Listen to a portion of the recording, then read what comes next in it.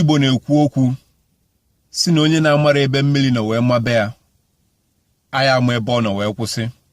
Anyị na-eme oyibo arapụzie omenala anyị na-eme oyibo n'elu ka isi na-anya dị anyị bụ ọkụkọ banyere na ngige anyị na-egwu na-eme ne ka isi na-anya dị anyị sị na anyị na-eme oyibo anyị na-efolo modernism ifọrọ ka isi na-anya dị anyị ziri ụmụazị anyị zipụ ụmụazị anyị n'ụlọ akwụkwọ ụmụ nwoke ụmụazị anyị ejebanye into cult bulu egbe pụọ na highway na-ezu ori na-aṅụ igbo banye na gang n'ebe a sị na university. Ọ ife ụmụazị anyị ndị ụmụ nwoke na-eme most of us onu ịma ife na-ekwu bụ eziokwu ụmụ nwoke anyị zipụ ofa instead of ụmụazị ana m emelu anyị bụ ndị Igbo ebele anyị na-emelu m ana m emere anyị ebele mana anyị adị emelu onwe anyị ebele anyị bụ nzuzu ndị Igbo karịrị akarị ọ karịrị akarị ọdụrọ nke nwere ngwọta mbụ nzuzu ndị Igbo nzuzu ka ọ bụ amara ife anyị duru ụmụazị anyị dupu afa sị na na-eje university feje ebe a na-eme mpụ na alụlụ ana anyị duru ụmụ nwaanyị anyị dupu afa kafa jee university kafa jee weta certificate dịka ndị ọcha. Ụmụ nwaanyị anyị eje na-agba ashawo na university ashawo kafa na-agba ma ndị nọ Uniben ndị Unizik ndị nọ uni nke nwa akwụna kafa na-agba. Most of ụmụ nwaanyị anyị sị na fa na-agụ akwụkwọ faluo ebe a feje na-agba ashawo. Nke a bụ nke bụ eziokwu. Inwe ike si na ya like ife nnekwu adọrọ mma n'obi eziokwu ekwuliri eziokwu olu one ka anyị ebido gwaba nwaanyị eziokwu kwụsị nkanka aghụghọ anyị na-aghọ onwe anyị na anyị na-eme oyibo anyị dupụ ụmụazị anyị eje na-agba ashawo n'ụlọ akwụkwọ because na ndị nzuzu anyị bụ ndị Igbo do ndị niile afụnụ ndị jere akwụkwọ ndị pụta from university 5 years ago ọtụtụ n'ime fa ka achọtara ọrụ. Ndị pụta 4 years ago ọtụtụ n'ime fa ka achọtara ọrụ. Ndị pụta last year ọtụtụ n'ime fa ka achọtara most of them aka achọtara ọrụ. But mana n'arọ a this year ọtụtụ ya edurukwa ụmụ fa dujebe fa university. Kedu ka ihe esi eduje fa university ebe ndị gụrụ agụ aka fụrụ ọrụ anyị wee bụ na anyị na-aghọrị onwe anyị na-eso ndị ọcha ifọrọ ka isi na-anya dị anyị na ndị ọcha anyị na-eso ifọrọ ka isi na-anya dị anyị. Elota m oge m na-eto n'ala Igbo anyị nọ na-eyi trauza anyị yiri trauza na-akwụgharị na-achọ onye ọbụla chọọ ịbụ lọya onye ọbụla chọọ ịbụ dọkịta. O nwere ofu nwata nwoke mmelụzọrọta nwata nwoke elụzọ ya ka mụ na ndị ọyị m nọ na-akwụgharị na-agalụgalụgalịsi ebe agalịsi na anyị nwata nwoke a wee jee tebe nkwụ dimkpa mmadụ ka m na-agwa dimkpa mmadụ na-acha ọcha ma mma nwoke ma wee jee banye wee jee tebe nkwụ.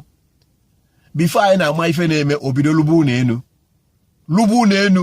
nụọ nwaanyị na-eme ọfụma from ego na-eteta na nkwụ.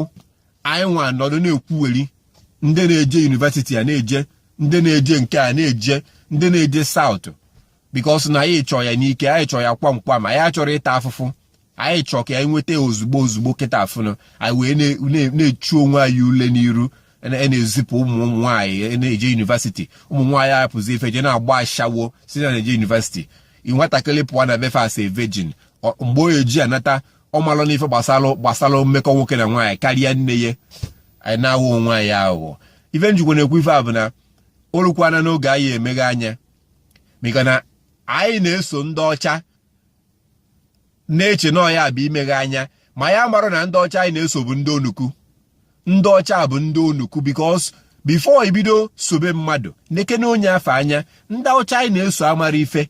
Ndị ọcha bụ disaster na-ene ndị ọcha anyị na-eso ka ifu ka isi n'anya dụfa anyị na-esofa anyị ekwesịrị isofa because na anyị bụ ụmụ Igbo bụ ụmụ Israel ị na-agụ na Bible.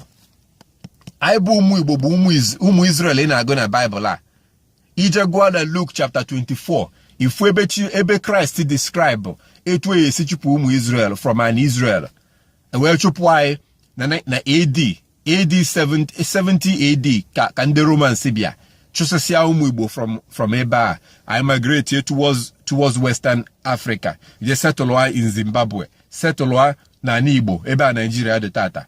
So, oya bụ ife na-eme achọrọ m ije mana ịstọdịa history, ịstọdịa ife na anyị bụ ndị Igbo bụ ụmụ Israel. Ama na ụfọdụ ya ekweta ife a na-ekwu, mana anyị bụ ụmụ Igbo bụ ụmụ Israel, maka na ị na-omenala anyị anya ifu na most omenala anyị na-eme dị n'ime akwụkwọ nsọ a.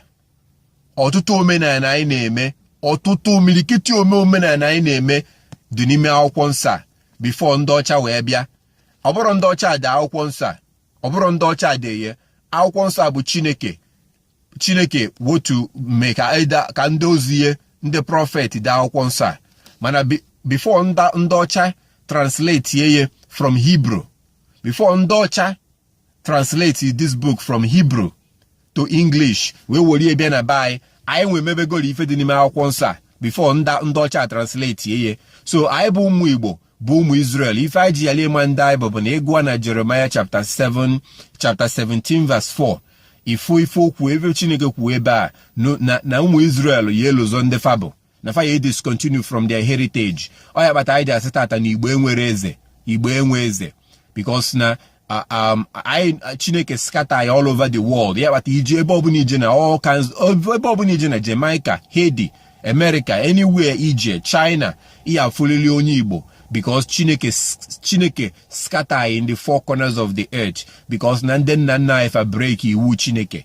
Ịgụa biko gụa Deuteronomy chapter 28. Ịgụa Deuteronomy chapter 28, ihe afọ ife nnekwu. Deuteronomy chapter 28, Leviticus chapter 26, and Luke chapter 21. Ihe aghọta ife nnekwu. So ụmụ Igbo bụ ndị Israel, bụ the original Israelite.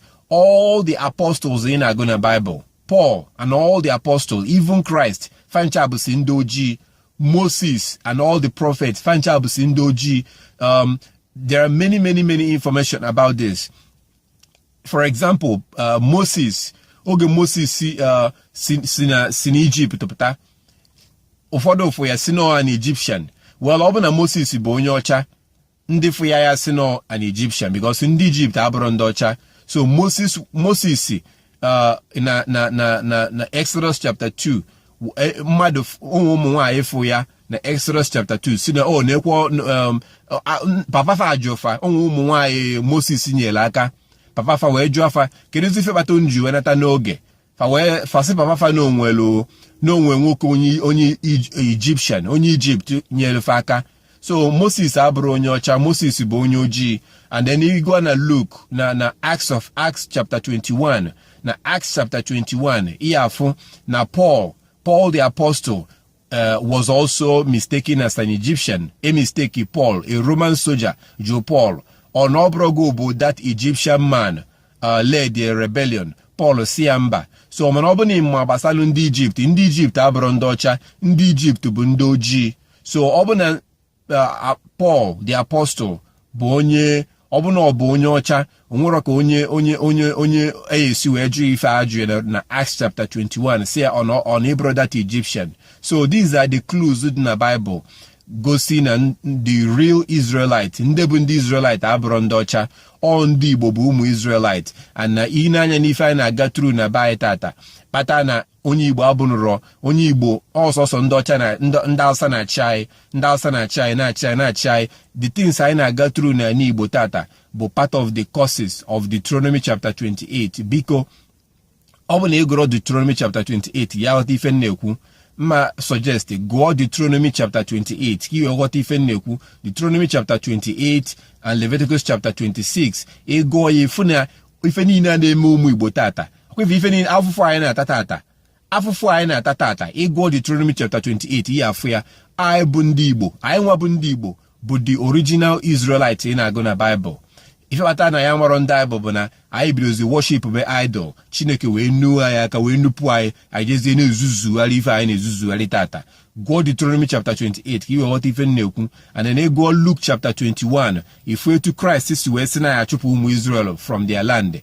Well, after Christ kwụsị ya, after Christ Yeshua gbagolo n'eluigwe, original Hebrew name ya bụ Yeshua. After Christ kwụsị ife na Luke chapter 21 gbagolo n'eluigwe, about 30 something years later, ndị Rome bịa chụpụ ndị Igbo from Israel, anyị wee kwakọrọ ngwongwo anyị wee gbadaba towards ebe anyị je ebili tata.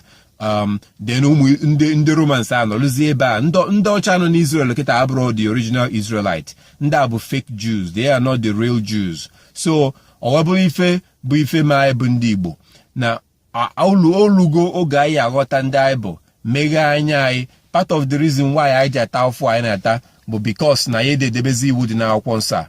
Anyị ededebezi iwu dị n'akwụkwọ nsọ a, anyị sị na anyị bụ ndị ụka, na anyị na-aka ụka n'elu ka isi na anya dị anyị n'ụka anyị na-aka.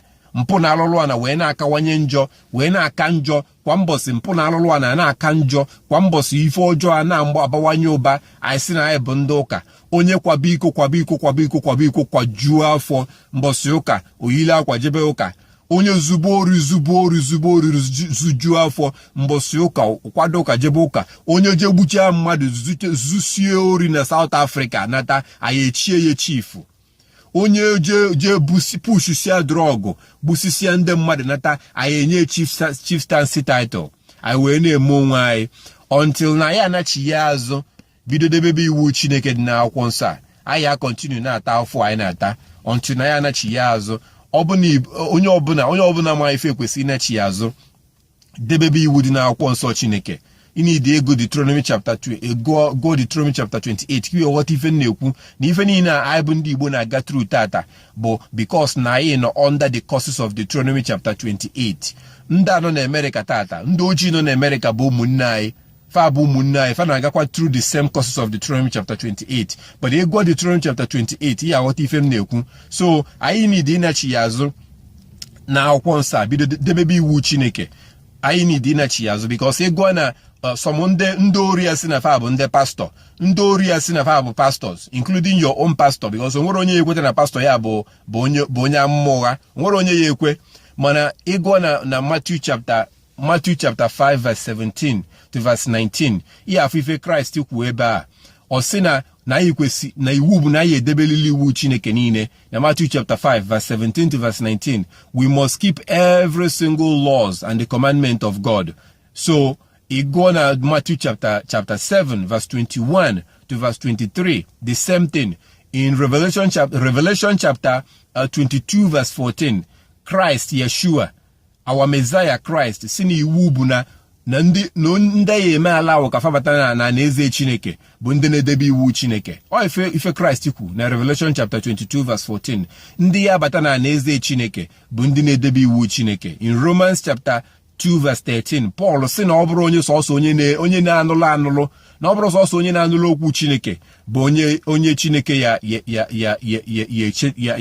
anabata, na onye na-edebe iwu Chineke bụ ndị ọ ya anabata, ndị na-edebe iwu ya bụ ndị ọ ya anabata. Romans chapter 2 verse 13. So anyị need ịnachi ya azụ, bido debebe iwu Chineke, all his laws and his commandment. Iwu Chineke dị n'akwụkwọ nsọ a, anyị kwesịrị ịnachi ya azụ debebe iwu ya, because nọ ya kpata anyị ji ata afọ anyị na-ata tata. Kwa ife afọ niile anyị na-ata tata, biko gụọ Deuteronomy chapter 28 kiwe ghọta ife na-ekwu. Afọ anyị na-ata tata bụ because of na anyị na-ebrek iwu Chineke dị n'akwụkwọ nsọ a. Ọ ya kpata nji wee na-ajụ sị, kedu onye na-aghọrọ ibe ya, o ji onye na-anajikwa n'onwe ya, ọkụkọ benye na ngige na egwu na-eme. Anyị need ịghọta ndị anyị bụ, meghepụ anya anyị, because anyị bụ ụmụ Israel, and the only way ife ata anyị ji n'ọnọdụ anyị nọ tata bụ because na anyị ndị nna anyị fa bido kwụsịzie idebe iwu Chineke, bido kpebela alụsị. Ọ ya kpata anyị ji ata afọ anyị na tata.